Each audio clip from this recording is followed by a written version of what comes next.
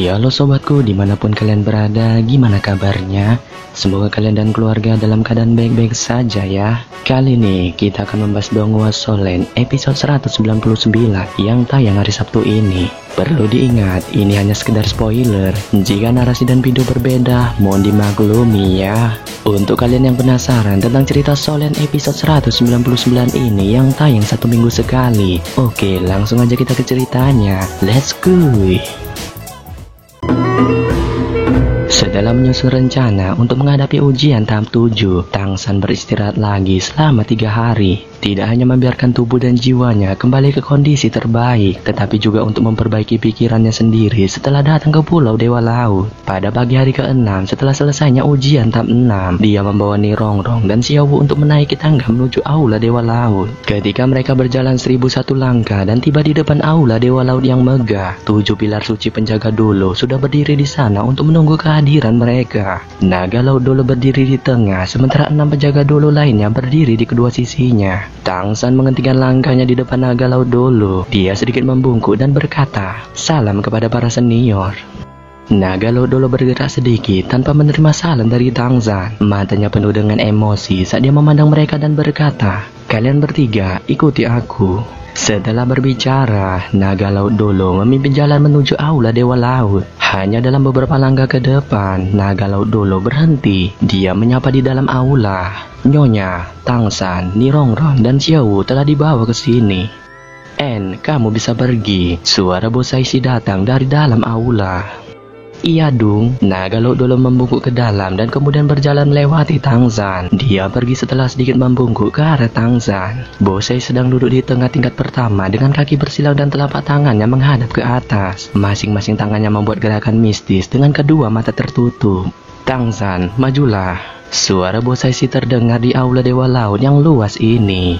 "Siap." Tangshan merespon suara bos Saisi. Dia pelan berjalan dan menatap bos Saisi dengan tenang. Berjalan melalui tangga luar, Tangshan membawa Nirongrong dan Xiaowu berjalan 5 meter di depan bos Saisi. "Salam senior." Tangshan, Nirongrong, dan Xiaowu membungkuk kepada bos Saisi. Bos Saisi menerima salam mereka bertiga. Dia juga tersenyum dengan tenang dan berkata, "Sebelum kamu mulai ujian tahap ke-7, izinkan saya untuk memberitahumu tentang lautan. Apakah kamu tahu seberapa besar itu?"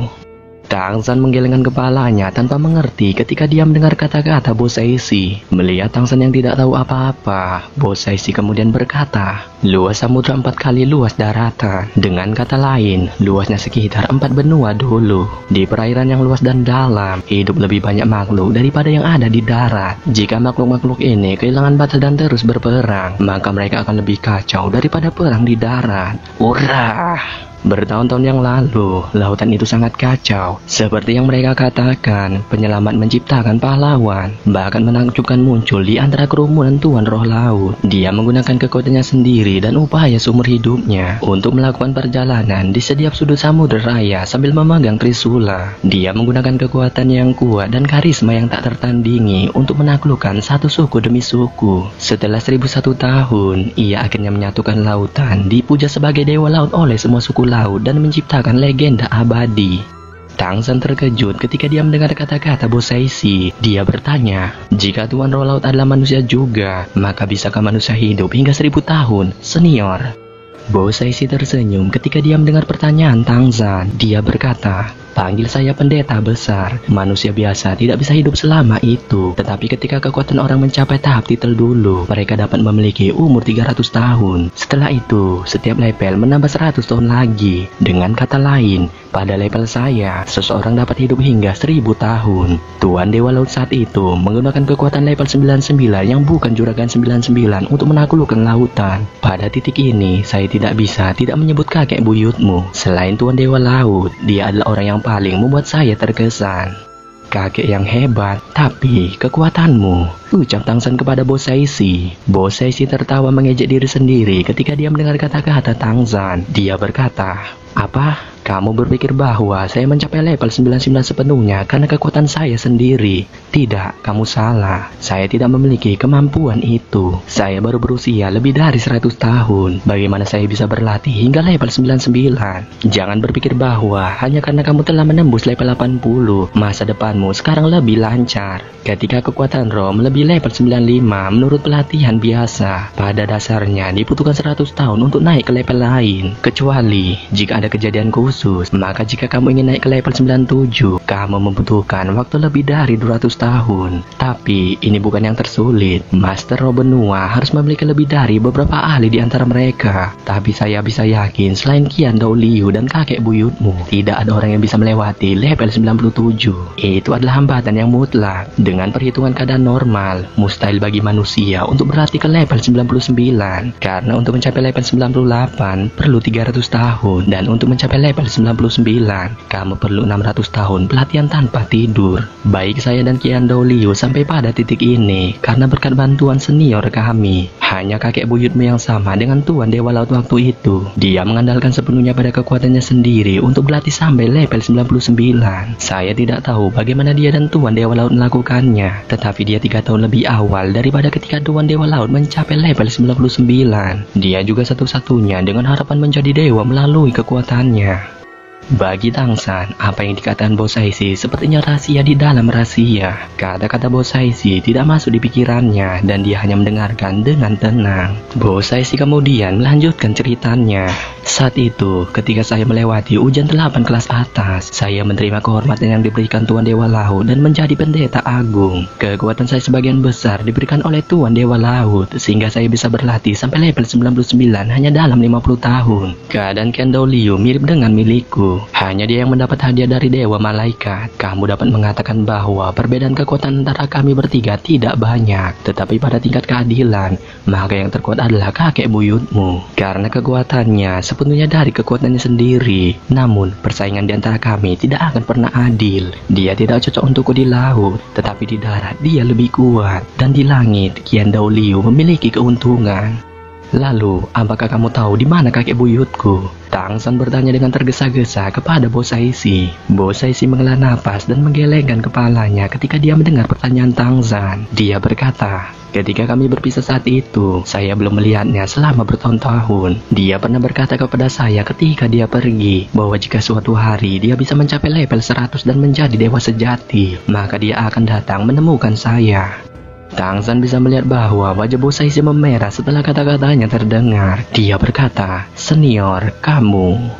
Mata Bo Saisi dengan cepat menjadi lebih jujur ketika dia mendengar kata-kata Tangsan. Dia berkata sambil tersenyum, "Kamu adalah keturunannya, jadi tidak ada artinya jika saya memberitahumu tentang ini." Waktu itu, nenek buyutmu sudah meninggal, dan baik dia maupun Qian Dao Liu pernah mengejarku. Namun, saya menolak mereka. Saya mengatakan kepada mereka bahwa siapapun yang bisa mencapai level 100, saya akan menerima perasaannya.